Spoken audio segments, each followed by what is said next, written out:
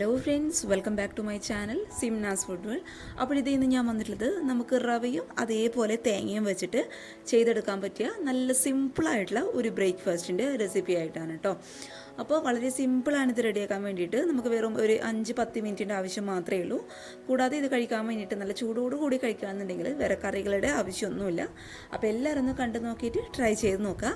അതേപോലെ ഈ ഒരു റെസിപ്പി ഇഷ്ടപ്പെട്ടാൽ താഴെ കാണുന്ന ലൈക്ക് ബട്ടൺ ഇപ്പം തന്നെ ഒന്ന് പ്രസ് ചെയ്തോളൂ കേട്ടോ. അതേപോലെ ചാനലിൻ്റെ വീഡിയോസൊക്കെ ആദ്യമായിട്ട് ആരെങ്കിലും കാണുകയാണെന്നുണ്ടെങ്കിൽ സബ്സ്ക്രൈബ് ചെയ്യാൻ മറന്നു പോകരുത്. അപ്പോൾ നമുക്ക് പെട്ടെന്ന് തന്നെ ഈ ഒരു ബ്രേക്ക്ഫാസ്റ്റ് സിമ്പിളായിട്ട് തയ്യാറാക്കാൻ പറ്റിയ ഈ ഒരു ബ്രേക്ക്ഫാസ്റ്റിൻ്റെ റെസിപ്പി എങ്ങനെ ചെയ്യുന്നത് നോക്കാം. അപ്പോഴത്തെ ഈ ഒരു അപ്പം റെഡിയാക്കാൻ വേണ്ടിയിട്ട് ഇതുപോലുള്ളൊരു പാത്രത്തിൽ ഒരു 1/4 ഭാഗത്തോളം റവ ഞാൻ എടുത്തിട്ടുണ്ട്. അതിപ്പോൾ വറുത്ത റവയാണ്, അല്ലാന്നുണ്ടെങ്കിൽ വറുക്കാത്ത റവയാണ്, എന്തായാലും കുഴപ്പമില്ല കേട്ടോ. അപ്പോൾ ഇത് ഇങ്ങനെയുള്ളൊരു പാത്രത്തിൽ 1/4 ഭാഗത്തോളം റവ. ഈ ഒരു റവ നമുക്ക് മുഴുവനായിട്ടും നന്നായിട്ട് ക്ലീനായിട്ട് കിടക്കുന്ന ഒരു മിക്സിയുടെ ജാറിലോട്ട് അങ്ങോട്ട് ഇട്ട് കൊടുക്കാം.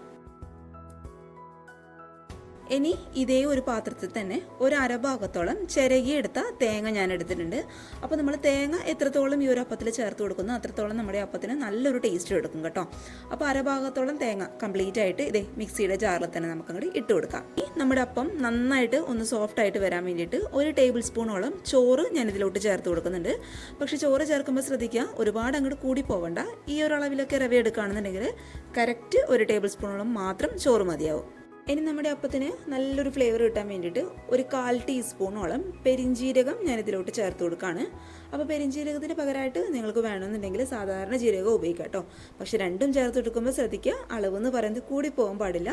കറക്റ്റ് ഈ ഒരു അളവിലൊക്കെ മാത്രം ചേർത്ത് കൊടുത്താൽ മതി. ഒരുപാട് അങ്ങ് കൂടി പോയി കഴിഞ്ഞാൽ നമ്മുടെ ആ ഒരു ജീരകത്തിൻ്റെ കുത്തൽ അപ്പത്തിന് മുന്നിട്ട് നിൽക്കും. അതുകൊണ്ട് ഈ ഒരു അളവിൽ മാത്രം ചേർത്ത് കൊടുക്കാം.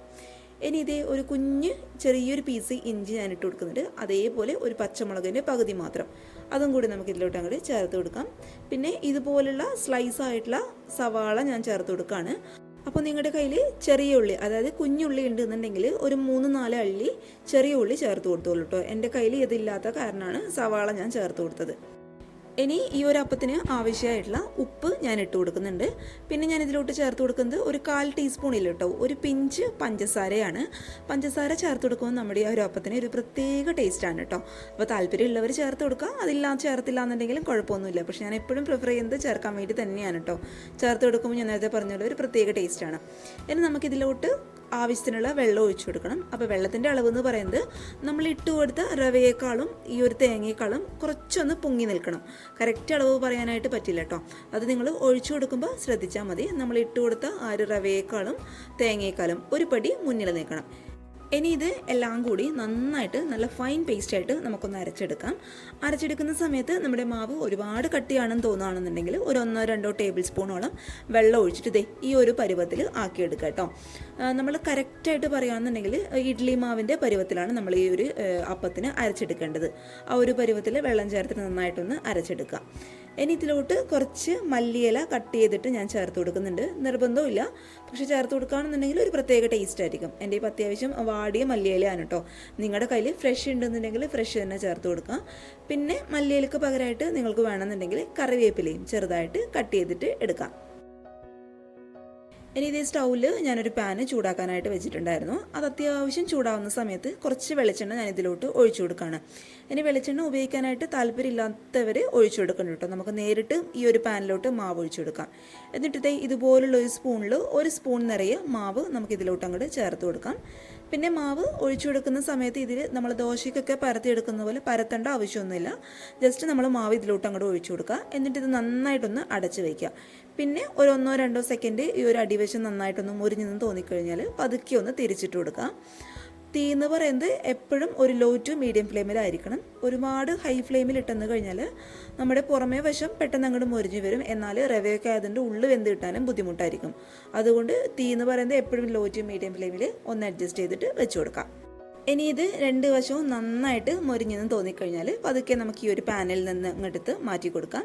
ഇത് ഈ ഒരു രീതിയിൽ ആക്കിയെടുക്കാനായിട്ട് ശ്രദ്ധിക്കുക കേട്ടോ. അപ്പോഴാണ് കഴിക്കാനായിട്ട് നല്ലൊരു ടേസ്റ്റ് ഉണ്ടാവുക. ഇനി ഇതുപോലെ എല്ലാ മാവും നമുക്കങ്ങ് ചുട്ടെടുക്കാം.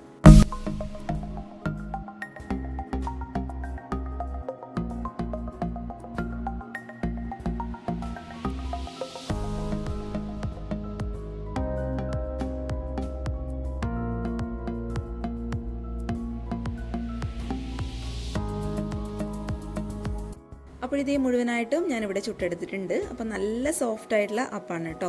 നല്ല ടേസ്റ്റ് ഉണ്ടായിരുന്നു കഴിക്കാൻ വേണ്ടിയിട്ട്. നമ്മൾ രാവിലെകളിലൊക്കെ തിരക്കുള്ള സമയങ്ങളിൽ വളരെ സിമ്പിളായിട്ട് റെഡിയാക്കി എടുക്കാൻ പറ്റിയ നല്ലൊരു ബ്രേക്ക്ഫാസ്റ്റിൻ്റെ റെസിപ്പിയാണ്. അപ്പോൾ ചൂടോടുകൂടി കഴിക്കുകയാണെന്നുണ്ടെങ്കിൽ വേറെ കറികളുടെ ഒന്നും ആവശ്യമില്ല. പക്ഷേ ഇതിന് ഞാനിപ്പോൾ ഉണ്ടാക്കിയെടുത്തിട്ടുള്ളത് നമ്മുടെ നല്ല തേങ്ങാ ചട്നിയാണ്. മുളക് പൊടിയൊക്കെ കുറച്ച് കാന്താരി മുളക് മാത്രം ചേർത്തിട്ടുണ്ടാക്കിയ നല്ല ടേസ്റ്റുള്ള ഒരു ചമ്മന്തിയാണ് കേട്ടോ. അപ്പോൾ ഇതിൻ്റെ കൂടെ കഴിക്കുകയാണെന്നുണ്ടെങ്കിൽ നല്ല ടേസ്റ്റ് തന്നെയാണ്. അപ്പോൾ എല്ലാവരും മറക്കാതെ ഒന്ന് ട്രൈ ചെയ്ത് നോക്കുക. പിന്നെ ഈ ഒരു അപ്പത്തിൻ്റെ റെസിപ്പി ഇഷ്ടപ്പെട്ടാൽ ഇപ്പം തന്നെ വീഡിയോ ഒന്ന് ലൈക്ക് ചെയ്തോളൂ. ലൈക്ക് ചെയ്യാതെ പോകരുത് കേട്ടോ. അതേപോലെ ചാനലിലെ വീഡിയോസൊക്കെ കണ്ട് ഇഷ്ടപ്പെടുകയാണെന്നുണ്ടെങ്കിൽ ഒന്ന് സബ്സ്ക്രൈബ് ചെയ്ത് സപ്പോർട്ട് ചെയ്യുക. പിന്നെ ഈ ഒരു അപ്പത്തിൻ്റെ റെസിപ്പി ഇഷ്ടപ്പെട്ടാൽ നിങ്ങളുടെ ഫാമിലിയും ഫ്രണ്ട്സും ഒക്കെ ആയിട്ട് വീഡിയോ ഒന്ന് ഷെയർ ചെയ്ത് കൊടുക്കുക കേട്ടോ. അപ്പോൾ നാളെ ഒരു നല്ല വീഡിയോ ആയിട്ട് കാണും വരെ thank you for watching Simna's food world. By.